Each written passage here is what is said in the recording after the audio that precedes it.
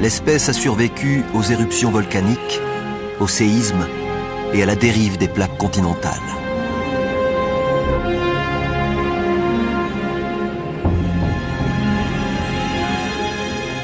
Les dinosaures ont prospéré durant 165 millions d'années.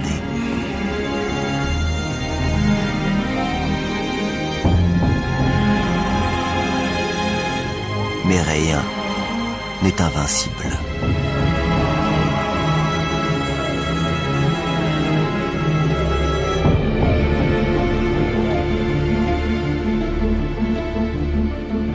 Un petit animal aux allures de musaraigne. Il descend des rares mammifères qui ont survécu à l'extinction massive survenue 185 millions d'années plus tôt. C'est aussi une proie pour les dinosaures. C'est pour cette raison que la plupart des mammifères vivent dans les arbres ou enfouis sous terre et ne s'aventurent à la surface qu'à la nuit tombée. Ils ne représentent aucune menace pour les dinosaures.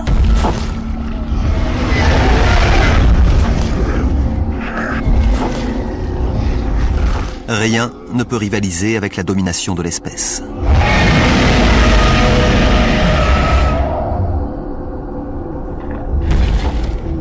Du moins, sur Terre.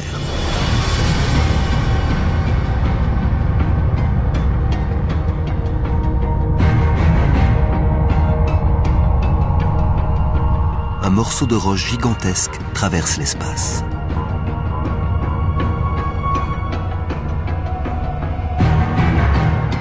Cet astéroïde a un diamètre d'environ 10 km. Il est plus gros que le mont Everest.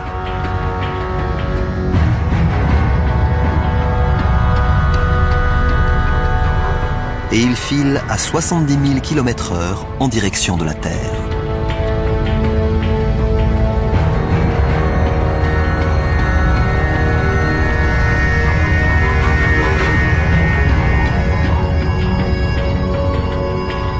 Il se dirige vers le golfe du Mexique, au large de la péninsule du Yucatan.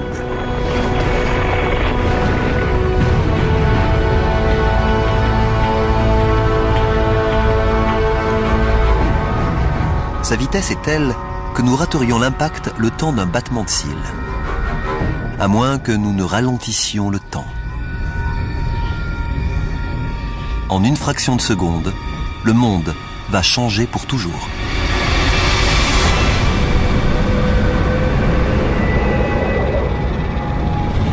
Au moment de l'impact, le sommet de l'astéroïde se trouve encore à 11 000 mètres d'altitude, là où croisent les avions de ligne modernes.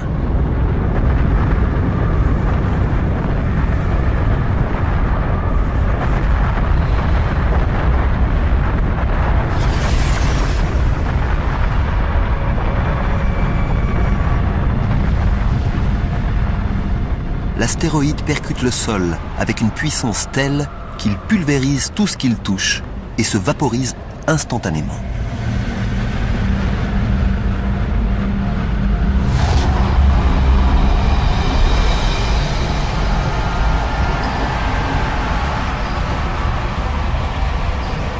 L'impact libère l'énergie de plusieurs millions de bombes nucléaires.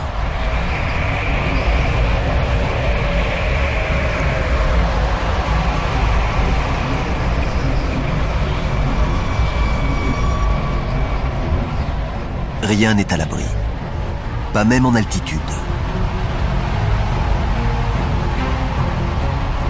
Certains de ces blocs de roche ont la taille de petites villes.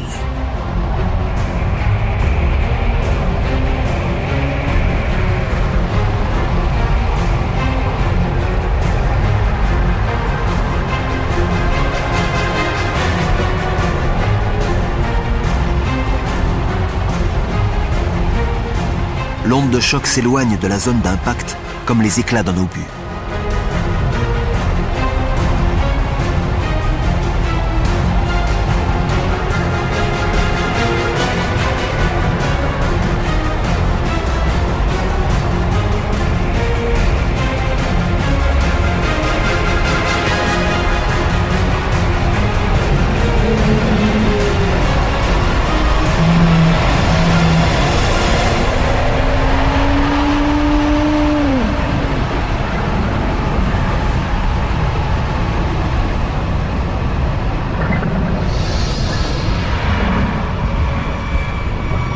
Quelques minutes après la collision, à des milliers de kilomètres de la zone d'impact, la Terre est bombardée de toutes parts. Une pluie de débris tombe du ciel.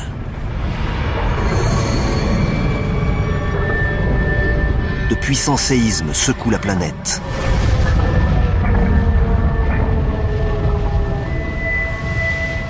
Les côtes sont ravagées par des raz-de-marée.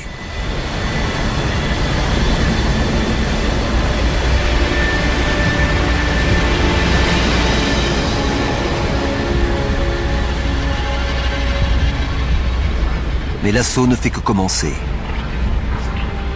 Le panache de poussière et de roches en fusion se répand autour de la Terre. Le ciel s'embrase. À la surface du globe, la température grimpe jusqu'à 275 degrés. Au sol, la végétation s'enflamme.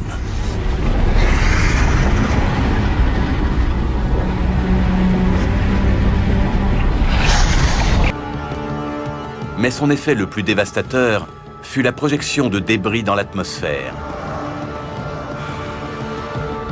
Entourée d'une couche de poussière qui masqua la lumière solaire pendant des mois, la planète se trouva plongée dans les ténèbres et le froid.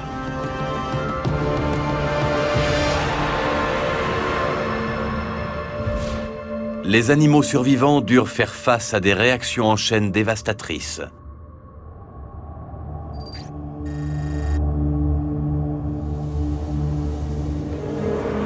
Privées de lumière, beaucoup de plantes meurent. Les végétariens, comme ce Magyarosaure, sont les premiers touchés. Ce sont les géants qui pâtissent le plus du manque de nourriture. Quelques jeunes pousses permettent aux petits herbivores de reprendre quelques forces, mais c'est insuffisant.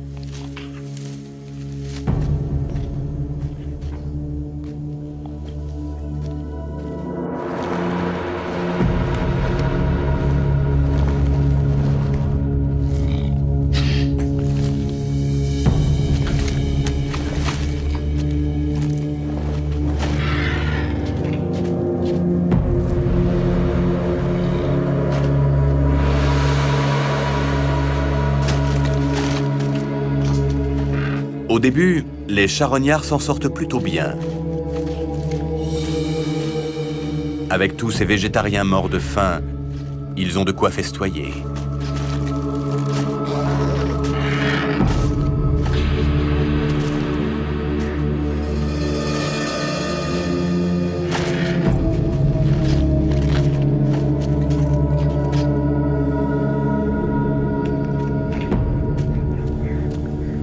Mais cette abondance est illusoire.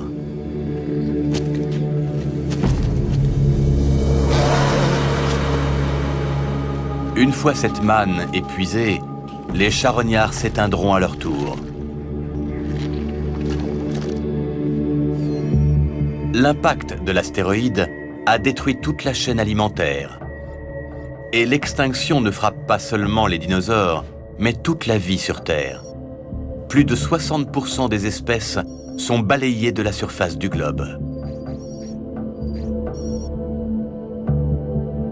Cependant, l'extinction ne s'est pas faite au hasard. L'un des facteurs déterminants du sort qu'ont subi les dinosaures a été leur taille. Aucun animal terrestre de plus de 25 kg n'a survécu.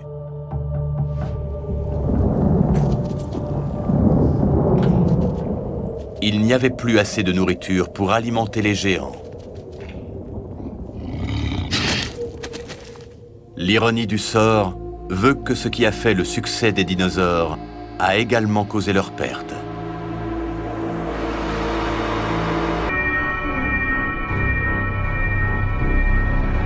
Leur règne de 165 millions d'années vient de s'achever.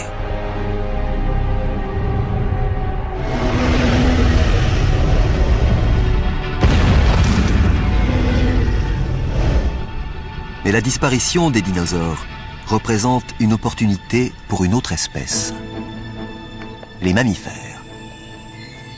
En vivant enfouis sous terre, ils ont survécu aux flammes et à la fournaise. Et parce qu'ils sont omnivores, ils se développent, tandis que les espèces au régime alimentaire spécifique succombent.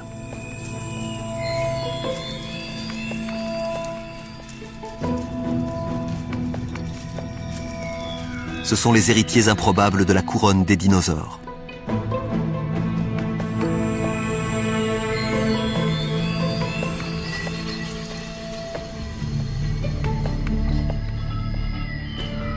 Une histoire s'achève, une autre débute. Qui sait, la disparition des dinosaures pourrait ouvrir la voie à nos ancêtres.